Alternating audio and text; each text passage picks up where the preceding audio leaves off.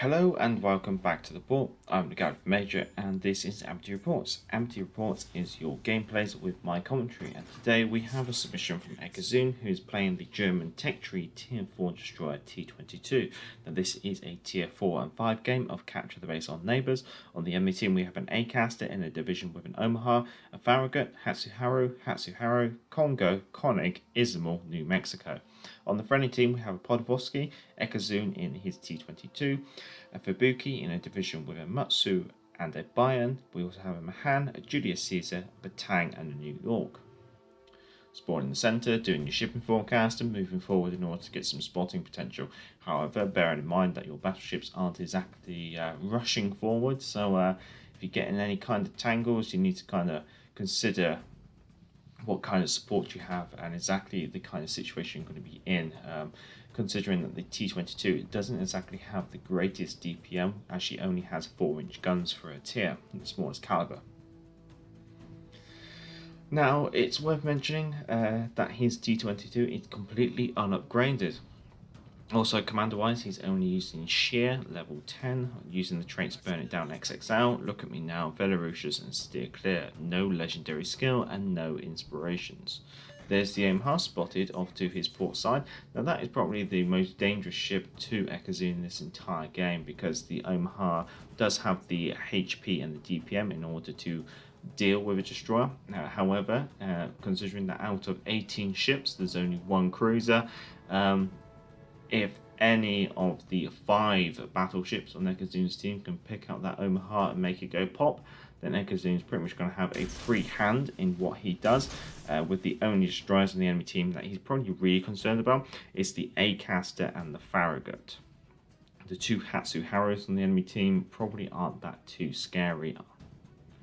And then when it comes to battleships, well, in a battleship heavy game and a destroyer heavy game at the same time, the battleships are literally the fish food in this game. Enemy Farragut spotted over on the right flank. Does take out the Mahan, but is down to half health. And it looks like the Konig has decided that it's the best idea is to sail same speed ahead in a straight line in a game where there's 4 enemy destroyers on the enemy team. And the results of a devastating strike and a complete wipeout from Ekizoon. What more do I need to say? What more do I need to say? Anyway, a little bit of history. So, German Navy destroyers were split into 2 classes of ships. There's the Flotten torpedo boat, or Fleet torpedo boat in English, and there's destroyers, or destroyers. Now, the concept behind this is the destroyers were usually quite big vessels, actually, and usually equipped with quite high caliber guns. The purpose of them was really to duel it off with enemy destroyers. And they're usually classified as Z something. So we have Z23 at tier 7, we have Z1 mass at tier 6, and then we have a concept for the same design of the 1934 destroyer, the Guide at tier 5. Whereas T-22 is a Flotten torpedo boat of 1939 design of the Elbing class. So here's the Farragut, it's down to 5,000 health. Now he's decided to actually engage Ekizoon, as Ekizoon's chewing him up. However, in order to actually turn all guns on and close the distance, he has to turn in such a way that he has to move away from the island. However, the torpedoes from Ekizoon that he's very well placed has meant that the Farragut's now had to switch again. So that in this entire combat, the Farragut's only ever able to bring 2 guns onto target. Whether it's coincidental or planned, it's a very good play, forcing the Farragut into a situation where he's able to win that 1-on-1, and considering that the Farragut is over here completely unsupported as well, makes picking him off a very easy or a lot more opportunistic, especially for a ship with a low DPM as the T-22. Now, the Flotten torpedo boats of the Elbing class were mostly assigned to the French coast, usually escorting ships along the coast or escorting blockade runners that would be coming in from the Atlantic. And the whole purpose of the Fleet torpedo boat was to basically be a smaller, more manoeuvrable vessel with a better AA complement and better at being able to carry out torpedo attacks. And so that is kind of reflected in the actual ship design. So you have 4 turrets with high angle guns in 360-degree turrets, which does also mean that for Ekizoon in this game, he's able to switch sides quite nicely, bringing all guns to bear very quickly onto the enemy targets. Popping a smoke screen as the enemy Congo closes in. I think the enemy A-Caster and the enemy Farragut, the enemy Konig and the enemy Omaha are all gone. Whereas on the friendly team, I think it's the Mahan and the Batang which have been sunk. So opening fire on the Congo as the Congo decides to close in. And he's used a damage con on a single fire. So again, another thing that you shouldn't really do in a battleship, especially if you know you're in an area where there's going to be torpedoes in the water, is to damage con a single fire. Now here the Congo looks like he's going to try and do a bit of a firing into the smoke screen, which potentially could be a good choice because he is already spotted. However, he's made one fatal flaw, and that is sail in a straight line at the same speed when he knows there's a destroyer in the area. So Ekizoon earned himself his second devastating strike and his 3rd kill of the game.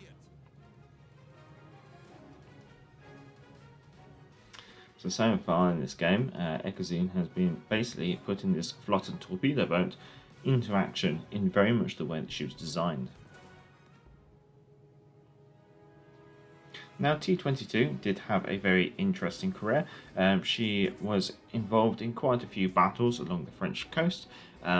One of the most famous ones is probably the Battle of the Bay of Biscay, where she was part of the destroyer or Flotten torpedo boat flotilla that was escorting a blockade runner that was coming in from the Atlantic. However, this, let's just say HMS Glasgow and HMS Emerald had, Enterprise I should say, had other ideas about the success of the German mission. So we have some torpedoes out on the Ismail. However, the Ismail looks like he's turned. And Ekizoon is now finding himself in a very awkward position where he's pinned up against this island. If the New Mexico or the Ismail can just close in a little bit more, he's going to be spotted, and potentially it could be a way of them able to remove Ekizoon from the game. Friendly New Mexico goes down. So it's 5 versus 4. And although there's about 90 points between the two teams, it very easily could go either way. It does appear that the New Mexico and the Ismail are both hunting Ekizoon. So we have the Ismail. Whether or not she's going to keep changing course or not, it's not easy to tell. However, firing both torpedo launchers on the line.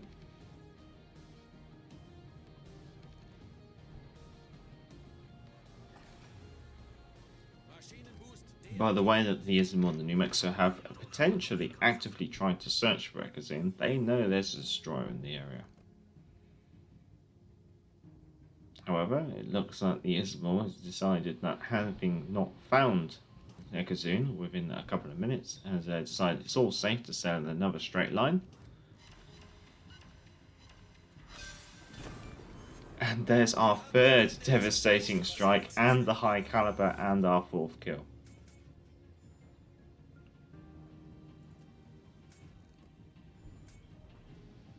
So here's my question. Is it games where there's 4 destroyers on one side the issue? Or is it when you have 5 battleships which like to sail in straight lines the issue? And also no cruisers in order to try and almost fill that gap in between the destroyers and the battleships in order to try and eradicate them.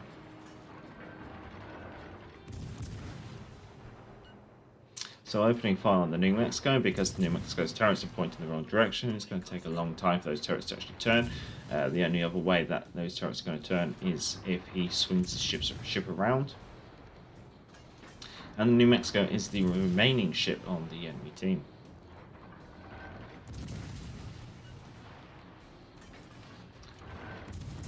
Looks like New Mexico's front turrets are slowly starting to traverse around, and same with the rear turrets. So this is where it's always worth watching Ekizoon's acceleration and deceleration that he does during this combat.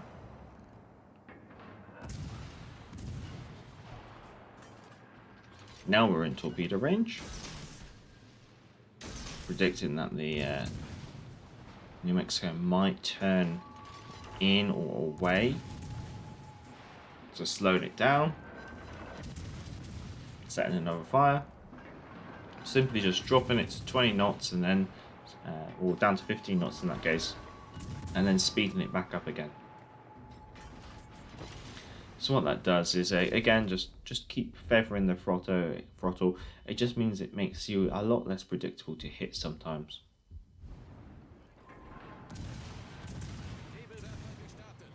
Laying a smoke screen, might as well. Getting one torpedo, two torpedoes, Kraken unleashed.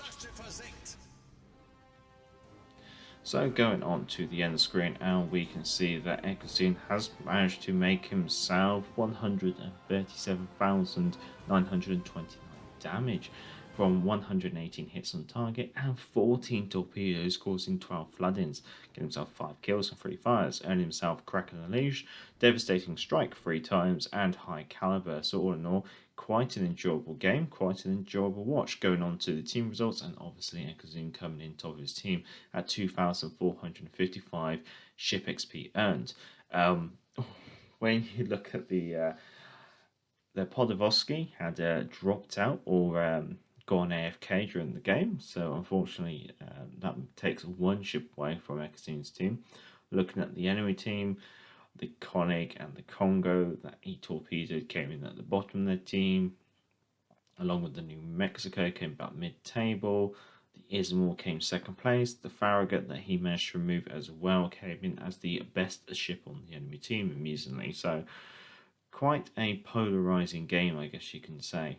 And also, you can't really say the Destroyers and Ekizoon's team really carried it when you've got them a hand down there, and they had one of them not playing, I guess you could say, potentially.